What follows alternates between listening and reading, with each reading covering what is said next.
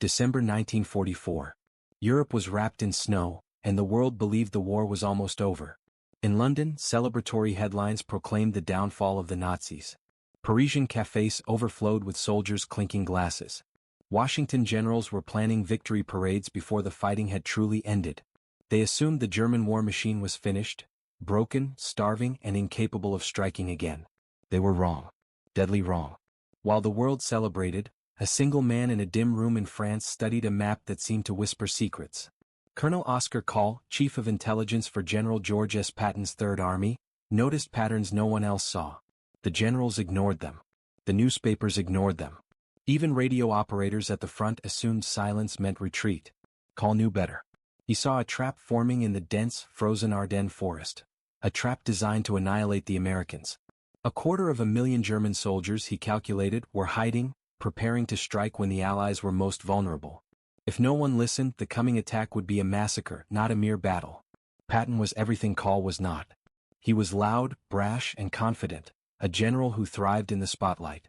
He carried ivory-handled revolvers, believed himself a reincarnation of a Roman warrior, and lived for speed and glory.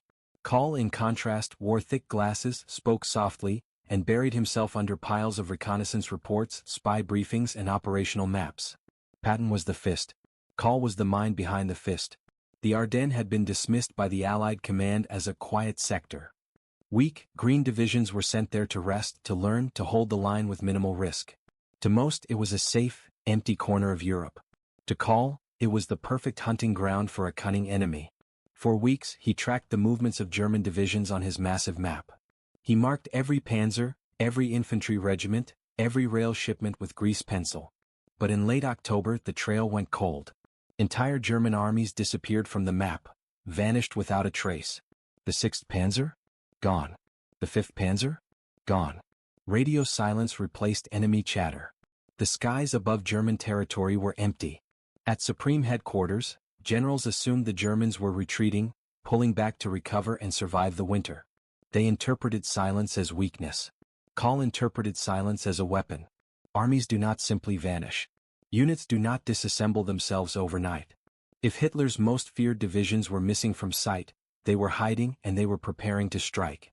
Call dug deeper. While the generals praised optimism, he studied detail. Freight trains moved westward at night, loaded with fuel, ammunition, and tanks. German villages in the Ardennes were emptied of civilians. Roads were cleared for heavy equipment. Weather reports predicted blizzards and thick fog, conditions that would blind Allied air support and leave American Shermans exposed. Everything pointed to a single conclusion: the Ardennes was no quiet sector. It was a staging ground for destruction. But recognizing danger is one thing. Convincing others is another. Call warned colleagues. They laughed.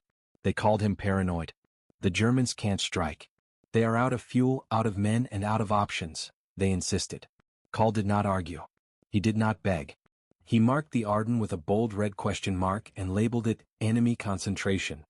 He kept updating the map, watching the silence grow heavier every day. By early December, Call knew time was short. The storm was approaching. If Patton's Third Army continued east, its flank would be exposed. Hundreds of thousands of soldiers would be trapped in the woods with no support. Call walked into Patton's office, every step measured. He laid the map on the desk, pointed to the empty spaces, the rail movements, the evacuated towns, the weather forecast. He spoke quietly. They are here. They are ready. And they are going to hit us. The room held its breath. Patton, who had been waiting for glory, did not react with anger or disbelief. He studied the map. He considered Call's evidence. In that moment, ego stepped aside. Strategy took precedence over pride. Perfect setup, Patton muttered. They want to cut us in half. What do we need to do? Call had the answer ready. The Third Army needed to pivot, to turn north, to hit the German flank when they emerged from the forest. It was a logistical nightmare. 250,000 men, thousands of tanks, trucks, and tons of supplies would have to move in the dead of winter, over icy roads, under fog and snow. But Patton did not hesitate. Do it, he said. Prepare the army. Keep it secret. Don't tell Eisenhower yet. Just make it ready. For the next 7 days, the Third Army lived a double life. Outwardly, they appeared to continue their eastward advance. Secretly, Call and his staff planned the pivot in minute detail. Maps were revised, supply depots prepped, and fuel stockpiled. Roads were surveyed to handle tanks on ice. Communication lines were tested.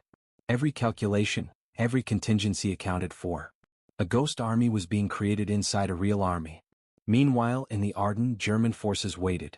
American soldiers in foxholes dreamed of Christmas at home, unaware that 1,600 enemy artillery guns pointed at their positions.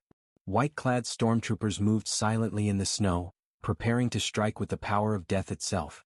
The silence in the forest was the deep breath before the scream. And on the morning of December 16, 1944, the scream came. December 16, 1944. Before dawn, the Ardennes forest was silent, cold, and deceptive. The American soldiers in their foxholes dreamed of home fires and Christmas dinners, oblivious to the steel storm about to descend upon them. Snow lay thick on the ground, muffling sounds, giving a false sense of peace. But beneath that quiet lay a nightmare crafted with ruthless precision by Hitler's remaining armored divisions. At 5:30 a.m., the forest erupted. 1,600 German artillery pieces opened fire simultaneously. The horizon became a wall of orange flames. Earth trembled beneath the thunderous bombardment. Men were thrown from their sleeping bags. Trees that had grown for over a century splintered and fell like toothpicks. The snow, once peaceful, turned into a whirlwind of smoke, ice, and shrapnel. Out of the mist, the monsters emerged. Tiger tanks, King Tigers, and Panthers, the apex predators of the German Armored Corps, rolled forward with terrifying speed. Each weighed dozens of tons, their cannons roaring death.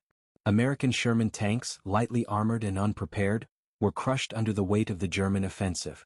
Behind the steel juggernauts, SS stormtroopers in white camouflage moved silently through the snow, firing from the hip, advancing like shadows of death. The 106th Infantry Division, many of them green troops barely out of training, was the first line of defense. Confusion and panic spread instantly. Phone lines were destroyed within minutes. Command posts were cut off. Radio operators screamed into their transmitters, reporting massive breakthroughs. Their words were barely coherent over the static. Tanks in the Ardennes. Enemy tanks in the Ardennes. We're surrounded. Generals, far from the front, looked at maps that now seemed to shift beneath their eyes. Red arrows expanded like wildfire. At Supreme Headquarters in Paris, Dwight D. Eisenhower felt the first pangs of real fear. The Germans were moving faster than anyone expected. They were punching a hole 45 miles wide straight through the Allied line. Antwerp, the supply port that kept the Allies fed and armed, was in immediate danger. If the German advance continued unchallenged, the Western Allies could be cut in half. Supplies would run dry. Victory would turn into desperation. But in the Third Army headquarters there was no panic. Colonel Oscar Call, the quiet man behind the scenes, walked into Patton's office with the latest reports. He handed over the maps, the communications intercepts, and the reconnaissance notes. He spoke in his usual soft voice, pointing out exactly where the Germans were concentrated. Patton examined the maps, nodding grimly. He had anticipated this moment. He had prepared for it. The Third Army had a plan. It wasn't easy. Turning an army of 250,000 men, thousands of vehicles, and tons of supplies 90 degrees to strike the German flank was a logistical nightmare. Roads had to be cleared. Fuel had to be distributed. Radios and signal lines needed updating. Every unit had to know its exact position and route. Miscommunication could mean disaster. Yet Patton, with his usual audacity, did not hesitate. "We hit them back," he barked. 3 divisions are ready. Code name, Gabriel. Let's move. The Third Army began its incredible maneuver. The roads of northern France became a river of steel, trucks and tanks sliding across ice. Drivers fought to keep control, veering into ditches and then scrambling back onto the road. Soldiers froze in open trucks, their breath crystallizing in the air. Supply convoys stalled, engines sputtered, but they kept moving, driven by discipline and sheer necessity. Patton personally rode in his jeep along the roads, barking orders, waving maps, and urging his men onward. Speed was the weapon. Momentum was survival. Meanwhile, German forces pressed into Bastogne, a small market town at the heart of the Ardennes. The 101st Airborne, outnumbered and undersupplied, held the perimeter. They had no winter coats, only the thin uniforms they had trained in. Medical supplies were gone. Bandages, morphine, and even basic ammunition were scarce. Still, they held their ground, digging foxholes into frozen earth, improvising weapons and relying on courage and training. General von Luttwitz, commanding the German forces, sent a formal demand for surrender under a white flag. "Save yourselves. "Give up," it read. General Anthony McAuliffe, leading the American defenders, simply replied with a single word, "Nuts." The Germans were baffled. The soldiers of the 101st Airborne smiled, their morale bolstered by their commander's defiance. The forest echoed with explosions, gunfire, and the desperate cries of men on both sides. Bastogne was under siege, a flashpoint that would determine the battle's momentum. Above, the German Luftwaffe, thought to be neutralized, reappeared. Fighters and bombers swooped low, strafing supply columns, dropping bombs on frozen American positions. Visibility was poor, the weather relentless, yet the Germans pressed every advantage. The Allies' air support could not operate effectively, leaving the ground forces exposed. Patton faced a dual challenge: fight the winter itself and the enemy who had exploited it. In a moment of audacity, he called his chaplain, Father O'Neill, and requested something extraordinary. Not a prayer for victory, not for the enemy's defeat, but for sunshine. Patton believed in momentum, in timing, and he needed weather that allowed aircraft to support the Third Army. Small prayer cards were distributed across divisions, thousands of soldiers reciting them in the cold. It seemed desperate, even absurd. Yet, as if fate favored the bold, on December 23, the sun emerged. The snow stopped. Clouds parted. American aircraft roared into the skies above Bastogne. Thunderbolts and Mustangs strafed German positions. The armored spear of Patton's Third Army struck the southern flank of the German advance. The tide, for the first time in days, began to turn. The chaos in the Ardennes began to stabilize. The paratroopers, still cold and exhausted, saw Sherman tanks cresting hills. Relief spread among the defenders. Bastogne would hold. The German gamble, brilliantly executed in secrecy, was meeting its match in courage, planning, and audacity. And at the heart of it all, unseen, Colonel Oscar Call continued to track every movement, updating his maps, ensuring that every calculation aligned with reality. The forest, which had erupted into hell hours before, was slowly becoming a stage for one of the greatest counteroffensives in military history. The quiet man behind the map had predicted the storm. And now, under Patton's leadership, the Third Army was delivering the thunder. December 22, 1944. The Ardennes was a frozen hell. 4 days, the German offensive had rolled through the forest like a steel avalanche, smashing through inexperienced American units, leaving devastation in its wake. Bastogne remained under siege, the 101st Airborne clinging to survival. Every hour that passed without relief brought the Americans closer to collapse. But far to the south, a miracle was moving, one Patton and Call had planned long before the storm of steel hit. The Third Army pivoted with a precision that seemed impossible. Column after column of tanks, trucks, and artillery crept along icy roads, sliding through snowdrifts and skidding around frozen bends. Drivers shouted, soldiers pushed stalled vehicles, engineers reinforced bridges under fire, and Patton rode in an open jeep, barking orders, cigarette smoke curling around his face.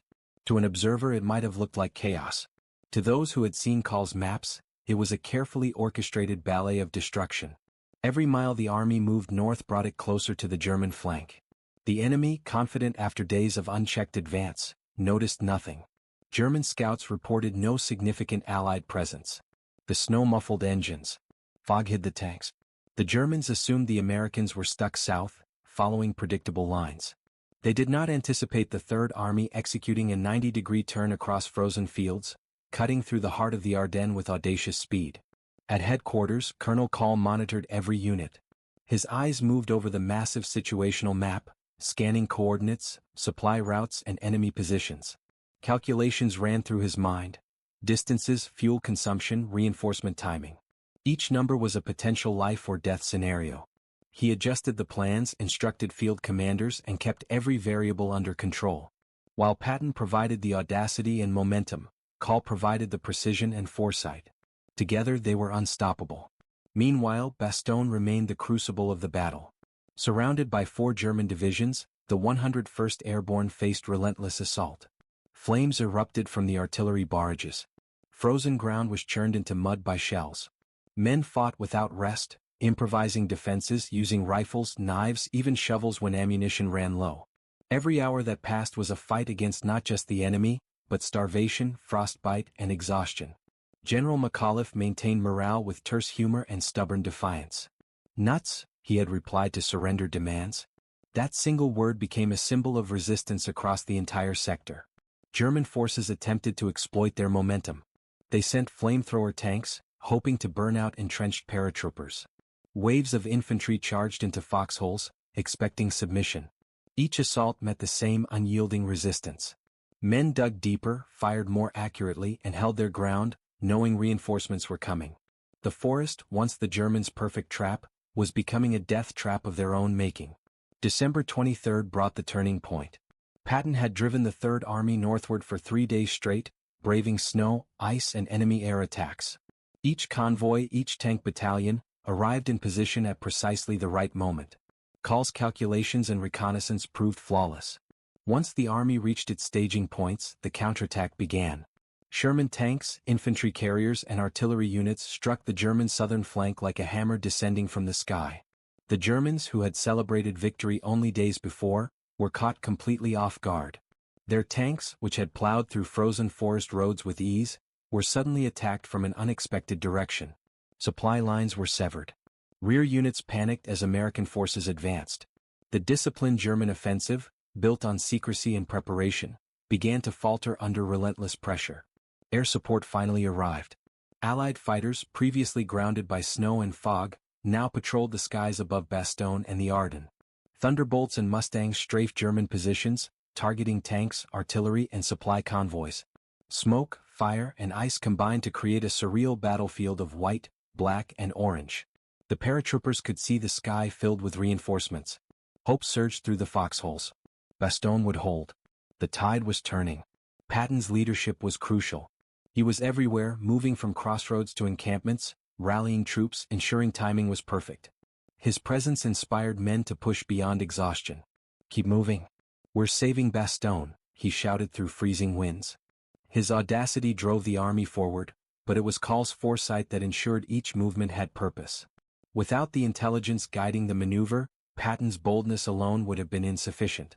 By December 24, the counteroffensive gained momentum. German forces, now under fire from both north and south, began a slow retreat.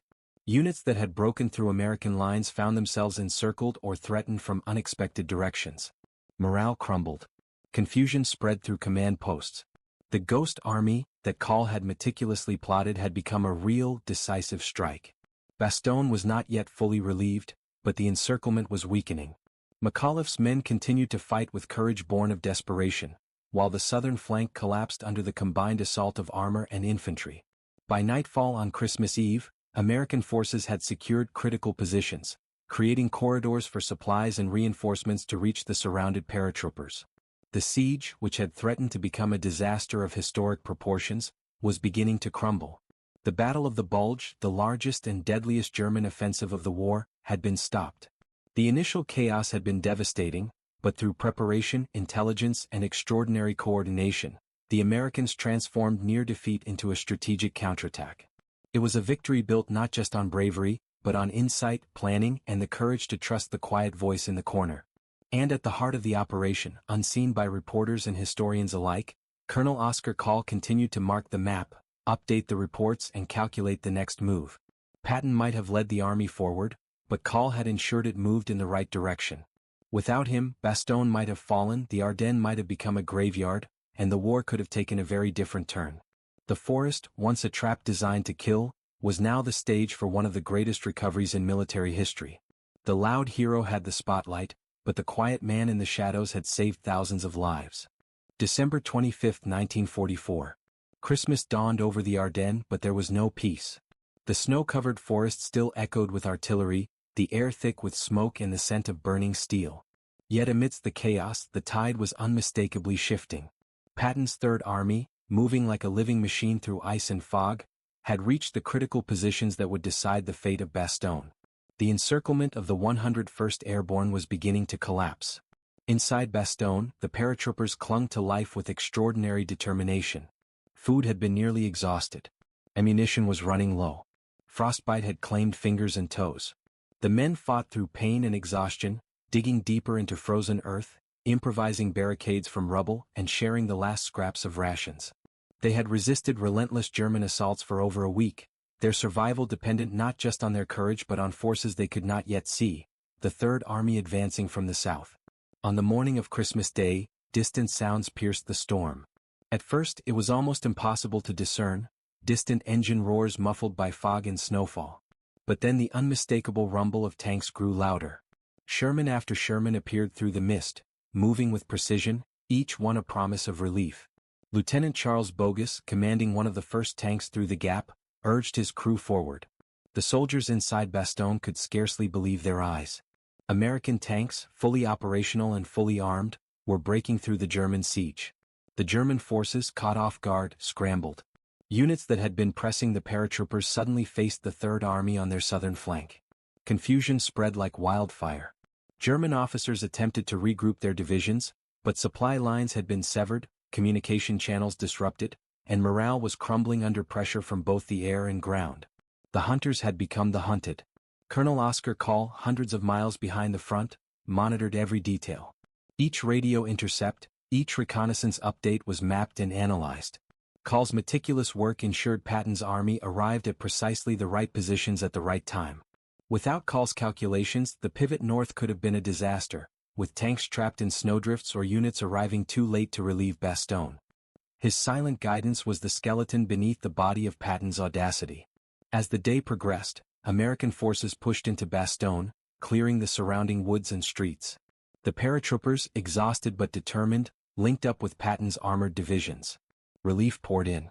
Medics brought supplies, ammunition trucks unloaded, and food finally reached the men who had been surviving on little more than hope. Bastogne, once a potential graveyard, was now a symbol of resilience and precision. The Germans, realizing their plan had failed, attempted one final desperate push. Flamethrower tanks and infantry assaults surged toward the town. The snow turned red with the struggle. Close-quarters combat erupted in the streets, with paratroopers, tanks and engineers fighting side by side.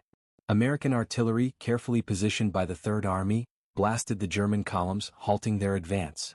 By late afternoon, the German attacks had been decisively repelled. Bastogne held. Patton's leadership was everywhere visible. He moved among his tanks and troops, shouting orders, inspiring action and maintaining momentum. Yet the success was not just his.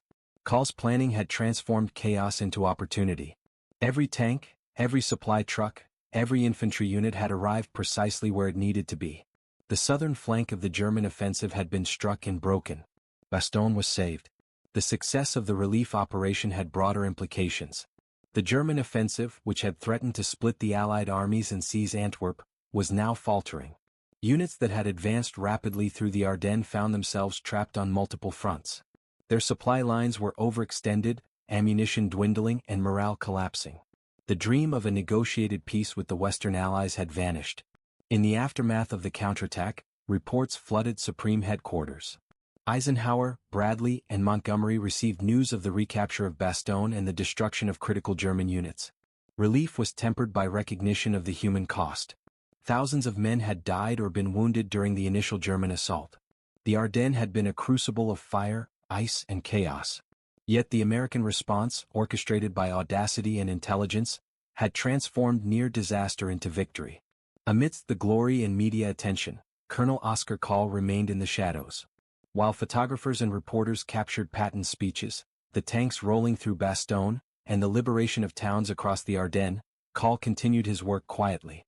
Maps were updated. Reports filed. Intercepts analyzed. He knew the battle was far from over. German forces, though halted, were still capable of counterattacks, and the war had not yet reached its conclusion. Patton, ever the figure of boldness, received accolades and praise. The press called him a genius, a hero of the Ardennes, a man who had turned the tide of the battle. Yet he never forgot the man in the corner, the quiet intelligence officer whose calculations and foresight had made the audacious maneuver possible. In private, Patton credited Call for the success, acknowledging that without his insight, the Third Army might never have reached Bastogne in time. As night fell on December 25, the snow still covering the ground, the town of Bastogne stood defiant. American flags flew over the barricades. The survivors of the 101st Airborne, though exhausted and injured, felt a renewed sense of hope. The nightmare that had begun in the pre-dawn hours of December 16 was finally easing.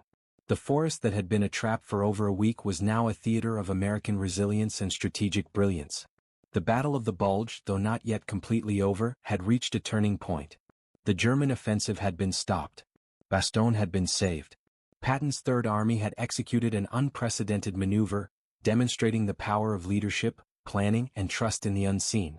And at the center of that coordination, Colonel Oscar Call remained invisible to the public, but indispensable to history. December 27, 1944. The Ardennes Forest, once a haven for a devastating German strike, was now a battlefield of retreat. The German offensive, meticulously planned and executed with precision, had run headlong into a combination of audacity, foresight, and relentless American pressure. The southern flank, hammered by Patton's pivot, had shattered. Units that had stormed forward with confidence were now disorganized, low on fuel, and vulnerable to counterattacks. Inside the German command posts, panic spread. Generals barked orders, but their divisions were already faltering. Radio reports arrived late or not at all, leaving units isolated and confused. Supplies intended for advancing panzer columns were trapped behind snow-blocked roads or captured by advancing Allied forces. The mechanized spearhead that had terrified the Allied front line was reduced to scattered pockets struggling to survive the cold. Patton's Third Army, still moving at an almost impossible pace, pressed relentlessly. Tank battalions, infantry units, and artillery advanced through snow-choked roads, cutting off retreat paths and surrounding German positions. Engineers demolished bridges to prevent counterattacks and created makeshift passages to ensure the momentum never faltered.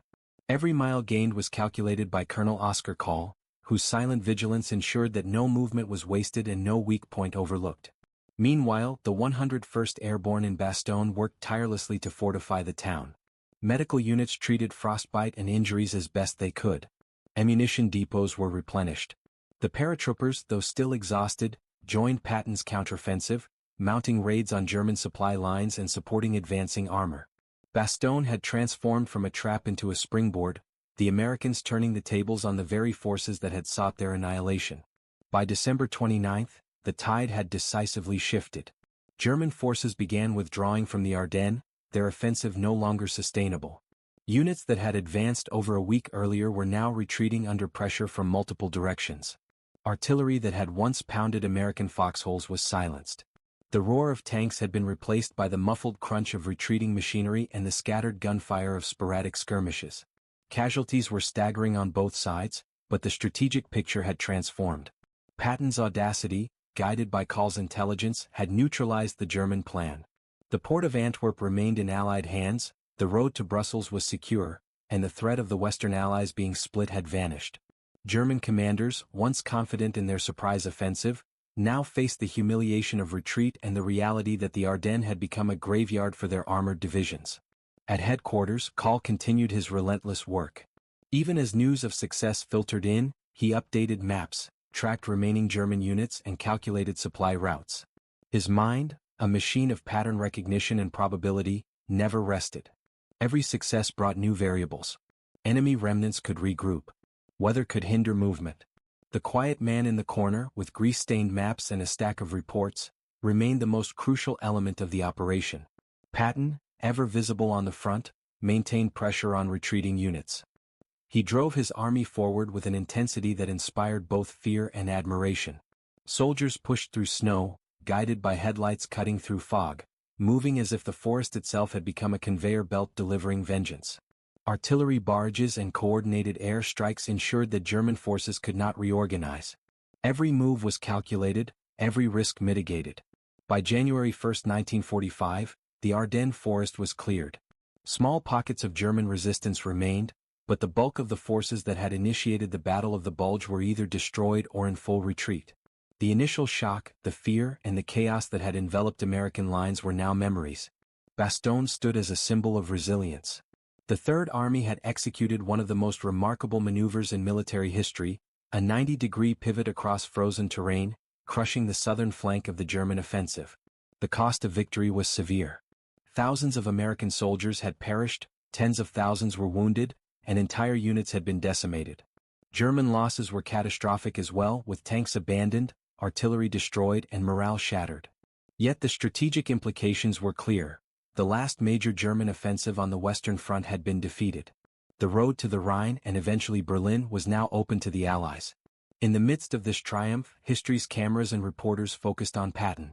The flamboyant general, standing atop his tanks, rallying troops and delivering speeches, became the face of victory. Yet the true architect of the operational success remained largely invisible. Colonel Oscar Call continued to sit at his maps, the quiet man whose insight, planning, and relentless attention to detail had made the impossible possible. Without him, Patton's audacity might have been wasted. Without his calculations, Bastogne might have fallen. Call's role was not about glory. It was about survival, about ensuring that thousands of men went home to their families. He returned from the Ardennes not with medals or public accolades but with reports, maps, and an unbroken commitment to seeing the next threat before it arrived. He understood that battles are won not just by the roar of cannons but by the silent calculations made in offices, by the observation of patterns that others ignore, and by the courage to act on inconvenient truths. The Ardennes campaign had ended, but the lessons endured. Leadership, when paired with foresight and intelligence, could defy expectations.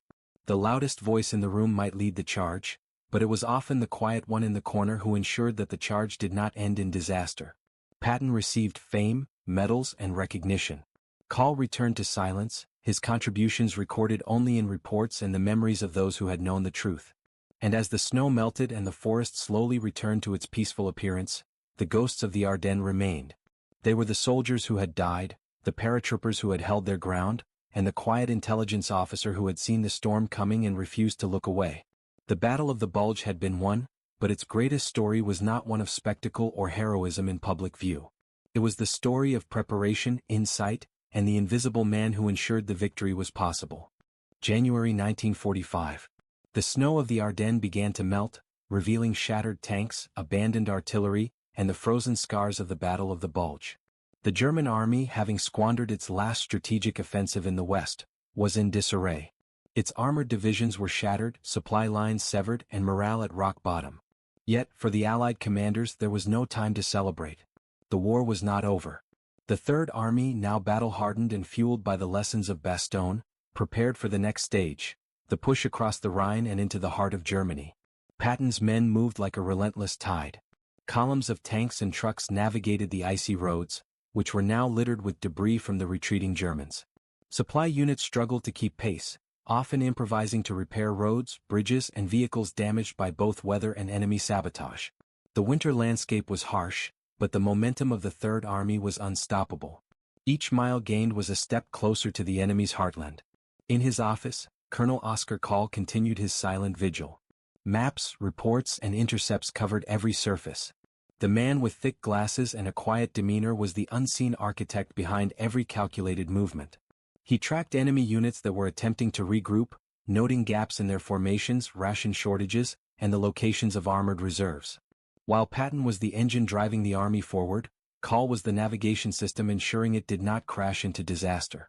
The German high command, desperate and fractured, attempted to slow the Allied advance with delaying actions. Rearguard units mined bridges, destroyed rail lines, and launched sporadic counterattacks.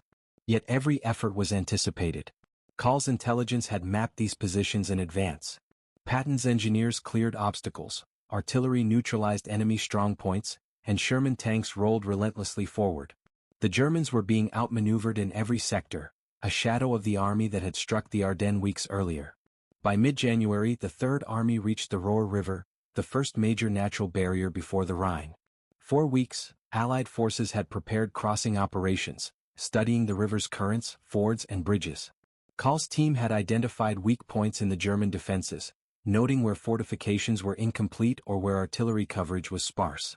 This allowed Patton to coordinate a series of rapid simultaneous crossings. Engineers built pontoon bridges under cover of darkness, tanks and infantry surged across, and artillery pounded German positions to prevent organized resistance. The German response was frantic. Units tried to regroup on the far side of the river, but the Third Army's timing was flawless.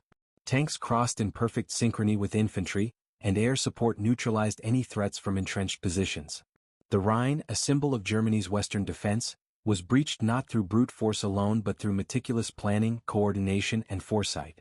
The success owed as much to Call's intelligence as to Patton's audacity. In the towns along the Rhine, German civilians witnessed the unstoppable advance of the Allied forces. Propaganda posters had promised victory and protection, yet the reality was chaos and retreat. American soldiers, aware of the human cost, attempted to maintain discipline, protecting civilians when possible while pressing the offensive. The Third Army's reputation for speed and efficiency struck fear into both enemy soldiers and the German populace. As February arrived, the Allies pushed further into the Rhineland. Every kilometer of advance was carefully logged by Kahl's intelligence officers. Enemy movements were intercepted, supply shortages exploited, and weak points targeted. Every decision made in the command tents relied on the quiet work of a man few outside the military would ever know. Patton's flamboyance, his speeches, and his bold maneuvers would dominate the headlines, but the victory was built on a foundation of meticulous planning and analysis. By March, the Third Army had reached the Rhine proper, preparing for the final assault into Germany. German forces were now desperate, using every available unit in a futile attempt to delay the inevitable. The once feared Wehrmacht now scattered like a broken machine. Patton's tanks rumbled across the countryside, liberating towns and freeing civilians from occupation. The advance was swift, relentless, and carefully calculated, an orchestration of speed, firepower, and intelligence. Through it all, Colonel Oskar Kahl remained in the shadows. Even as Berlin's fall approached and the war's end drew near, he continued to map every unit, every train movement, and every German regrouping. He did not seek recognition, nor did he celebrate victories. His satisfaction was quiet. Thousands of men were alive because he had seen the patterns others missed. The Third Army's success was a testament not just to bold leadership but to the patient, tireless work of the ghosts behind the front lines. By April 1945, Germany was collapsing. Patton's forces were closing in from the west, the Soviets advancing from the east, and Hitler's forces were cornered. The Third Army, having executed a series of impossible maneuvers with precision and courage, was ready to deliver the final blows. The Ardennes campaign had taught them that preparation and foresight could overcome even the deadliest surprises. Bastogne was no longer a singular triumph. It had become a blueprint for victory across the German heartland. And yet, as Berlin's fall approached and the guns began to silence, the world would remember the visible hero. Patton's speeches, his presence at the front, and his bold maneuvers would dominate history books. Colonel Oskar Kahl, who had foreseen the Ardennes trap, calculated the German retreat, and guided the Third Army through rivers, bridges, and enemy lines, remained unseen. The man who had saved thousands from death remained in quiet obscurity, a ghost whose work underpinned one of the greatest Allied campaigns in history. The Rhine had been crossed. Germany's defenses were collapsing. The end of the Third Reich was near.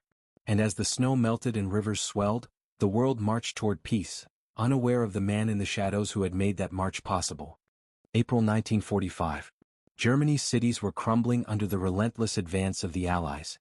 Patton's Third Army, unstoppable and furious, carved a path through towns and villages, liberating prisoners and capturing what remained of the Wehrmacht.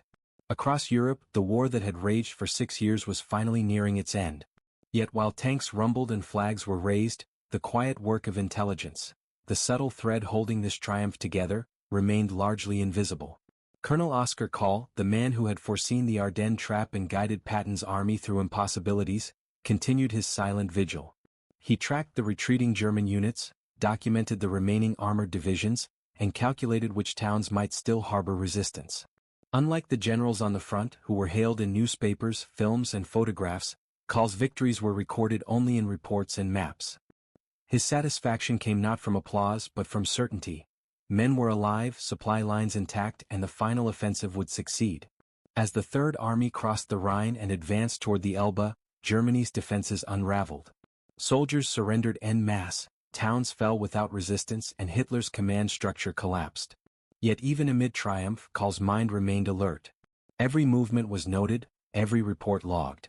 He knew that one lapse in intelligence, one miscalculation could cost thousands of lives, even now in the final weeks of the war. His eyes scanned maps like a chess master, anticipating moves that others would never see coming. Meanwhile, Patton became the embodiment of victory. His image was everywhere, standing on tanks, addressing soldiers, and liberating towns. Reporters and photographers chronicled his every move, hailing him as the hero of the Western Front. Soldiers who had lived and fought under his command celebrated his boldness, his speed, and his courage. Yet even as the parades and stories glorified Patton, few knew of the man who had seen the Ardennes trap weeks before it unfolded, the man whose calculations had allowed the Third Army to pivot with impossible speed. Kahl remained in the shadows, content with quiet accomplishment. Victory in Europe came on May 8, 1945. The guns fell silent. Cities celebrated. Flags waved. Soldiers embraced and families wept with relief. Patton, ever the public figure, participated in the ceremonies, his charisma and presence cementing his place in history. Call, however, returned to his office. Maps were folded, reports filed, and the war that had consumed him for years slowly receded into memory. He did not attend the parades. He did not seek medals. His work was done quietly without fanfare. Fate, however, had a cruel twist. In December 1945, George Patton, the Lion of the Third Army, was involved in a car accident in Germany. A minor collision, seemingly insignificant, ended his life. The man who had charged across Europe with audacious speed, who had inspired men and terrorized enemies, was suddenly gone. The world mourned the loss of a legend. Statues were erected, films made, speeches given, but the story of the quiet officer, the ghost behind the victories, remained untold. Oscar Call survived the war. He returned to the United States, leaving behind the roar of tanks and the chaos of artillery for a life of quiet reflection. He did not seek recognition. He did not attempt to rewrite history. He knew the truth. Thousands of men owed their lives to the calculations he had made, the warnings he had delivered, and the courage he had inspired in others to act on inconvenient truths. He retired to a modest home, his life a stark contrast to the public spectacle of generals and heroes. Decades passed. History books recounted the bravery of frontline troops, the audacity of Patton, and the failures of the German army. The Battle of the Bulge became a case study in courage and logistics. Yet the whispers of intelligence, the meticulous mapping, the predictions, the silent warnings, remained largely invisible. Call's name was absent from the headlines, absent from the statues, absent from the collective memory of a world eager to celebrate spectacle over subtlety. And yet, his legacy endured. Military historians who delved into archives uncovered maps marked with red question marks over the Ardennes, daily briefing notes that predicted enemy movements with uncanny accuracy, and reports that revealed a mind attuned to patterns and probabilities. They realized that the Allied triumph in Europe was not only a story of bold maneuvers and courageous charges but also a story of foresight, preparation, and the silent work of those who refused to be ignored. Call became, quietly, the gold standard of military intelligence. A reminder that the loudest voice is not always the wisest. Oscar Call died in 1970. He passed away quietly as he had lived, leaving behind no statues, no medals, no headlines. Yet in the hearts of those who had served under his guidance, in the memories of men who survived because of his calculations, and in the maps and reports preserved in archives, his work spoke volumes. He had proven that in a world filled with noise, silence can be the most powerful weapon. The lesson of Call's life resonates beyond war. In every organization, every team, every family, there are voices that are quiet yet insightful. There are people who warn of danger, who see patterns others miss, and who deliver truths others are too proud or distracted to hear. They are the ghosts in our lives. We reward confidence, visibility, and spectacle, yet sometimes survival, success, and even victory depend on listening to the silent observer. So when you celebrate the visible heroes, the leaders, the speakers, the ones at the forefront, remember the quiet ones in the shadows. The Oscars Call of your life are the ones who see the hidden dangers, calculate the unseen risks, and save the day without ever asking for applause. History may forget them in the moment, but their impact endures, measured not in medals or monuments but in lives saved, disasters averted, and truths quietly spoken. And as we look back at the snow-covered forests of the Ardennes, the frozen roads of the Rhineland, and the storm-swept paths of Europe, we see the duality of war. There is the roar of the cannon, the glare of public glory, and the face of the celebrated general. And there is the quiet mind in the back of the room, eyes fixed on maps, hands marking red question marks, refusing to look away from the truth. Oscar Call was that mind.